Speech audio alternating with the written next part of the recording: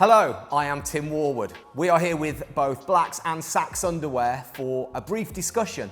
It's a series of chats aiming to strip away the stigma surrounding mental health, body image, what it means to be masculine, and much, much more. Let's hear what these guys have to say. Hello. Hello. This is good, isn't it? Yeah, it's quite amazing, isn't it? So let's just go in deep, straight in the deep end. What is the ideal male body image? What should a man look like, do you think? I think there shouldn't actually be an interpretation as to what a man should look like. It should be whatever they look like. Anything should be acceptable. But I do think there's always been a persona that a guy should be like heavily masculine or be picture perfect in a certain way.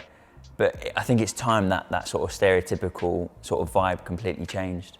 When Instagram first came in and social media and all that kind of stuff, it was like, wow, look at me, I'm ripped, I'm chiseled from mahogany or whatever, you know. But it was a little bit like that, wasn't it? But are you seeing now and are you feeling a sense of change? I think traditionally, as you said, there's all these chiseled people, it's all picture perfect. How many likes do you get? How many times is something shared? And that's not actually being used in the right way. I think traditionally people probably thought that was the right way of doing things, but now seeing people as they are, no matter what you look like. Do you guys feel comfortable in your own skins? Well, I think we do. Do now, Yeah. Definitely. It's taken a long time to do so. I was called fat when I wasn't actually fat. I've always been, like a well-built guy. In high school, we were always called fat, or, people tried to pick on me when we actually weren't. And then, you look back and you think, why was I called that? So for body image has been something that I've really struggled with for a long time. And probably only over the past 5 years that I've accepted who I am. I think as soon as you accept who you are, you can definitely become more comfortable in your own skin. I mean, this is what I'm trying to do with my Instagram. It's just been like, yo, look, I'm a big lad. I'll take my top off, I'll show the world. You can do that too. It doesn't matter how anybody else perceives you. It's up to you whether you're happy with yourself or you're not, And I mean, yeah, cool, I'd like to lose a few pounds here and there, whatever. But ultimately, if I'm gonna stay like this forever, great. I can exercise, I'm still relatively fit. Getting bigger is something that you have to accept before you can become comfortable with it, I think.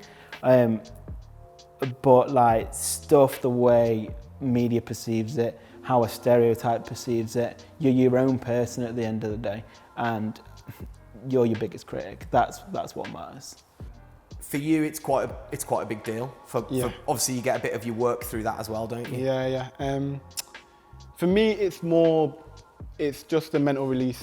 At first, it was when I was younger, I want to be big, because I remember when I was in school, I think I was 14, and I was minding my business, and a girl just tapped me on the shoulder and said, "You'd be really attractive if you were muscular," and then walked off. And I was a bit like, I was having a good day before that, now I'm here. And it sat with me for a bit, and then I thought, okay, let's just try it out. And then I got muscular, I wanted a chest, and I got a chest, and I was like, okay, I want some arms. And then I just kind of got into it, but it was more what it did for me here is what keeps me there now. Right. At the start, it was 80% physical, 20% mental, because it was tough and it was long, and I didn't want to go, and it was cold, and it was hard, and I used to get injured. And now it's 90% mental, 10% physical. It's not that much. It's still hard physically, but it's more, that's a release, that's a healthy release. If I'm feeling stressed, I'll go train. If I'm feeling frustrated, I'll go and train. Or if I'm feeling happy, I'll go train. It's just a self-improvement cycle that I've just kind of got addicted to. What's your perception on body image and how has that changed since losing your leg? Massive. I can go back to one event when I lost my leg, and I was getting a shower. I've got a little ensuite in my bedroom, but I'd sit at the bottom of the shower tray. You can't stand, it's dangerous. I stood up once and fell, and you still got to put your leg out as if you're going to stop yourself from falling, and I ended up falling on my stump. But yeah, this one time I had a shower, crawled across the bathroom floor and up onto my bed, and we've got mirrored wardrobes at home, so it was just directed back at me. And I did have a bit of a breakdown, seeing myself, and sort of hit home that that's me now and that's what I look like, and how's my wife going to look at me now? And other people, and going out. I didn't want to go out, I didn't want to go in a wheelchair, an ego thing more than out. Especially around my own town where I knew people, I didn't want to be in a wheelchair getting pushed about by my wife. Again, a bit of a change of tact. Do you Do you ever find yourself comparing yourself to others?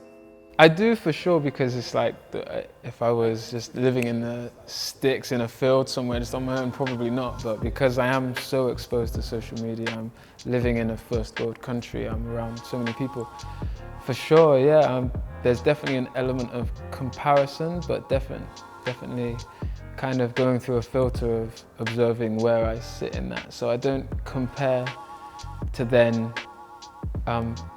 bring a sort of negative standpoint into how I am as a person, but I compare because I see the beauty in what other people are portraying. I get inspired by other people, so many people in my circle as well as through social media. It's so inspiring and help me move through my lifestyle in a way that I think is suitable for me, rather than being so fixated on that.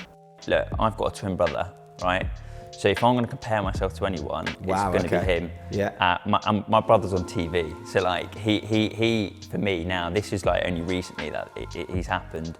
I'm ultra competitive, and I'm like, oh my God, my brother's doing so well. What can I do? And I think it's healthy to be it if you do it in the right way. So for me, it's like education. What do I personally want to do, and what can I bring as a person, rather than just slog behind a machine and type away. What can I do outside of that to bring empowerment to people? So that sort of competition and competitiveness is I think is very, very healthy.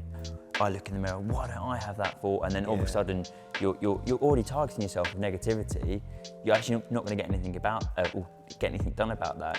You could change your angle and the way you perceive that and be like, that guy's got an 8-pack, he's looking great. That's really cool. That, you know what, I could try and do something in my life to sort of aim for that as well, and just change it. Don't be so demeaning to yourself, but flip it. What's the positive? Okay, you know what, I can work towards that. Yeah, I can do that, and be like that. and get something that I want to get out of it. So there we go. A huge thank you to all of the guys for bringing their incredible stories here. And these conversations, it's not a full stop, it's not an underline on any of it. So get out there, let's keep the conversation going.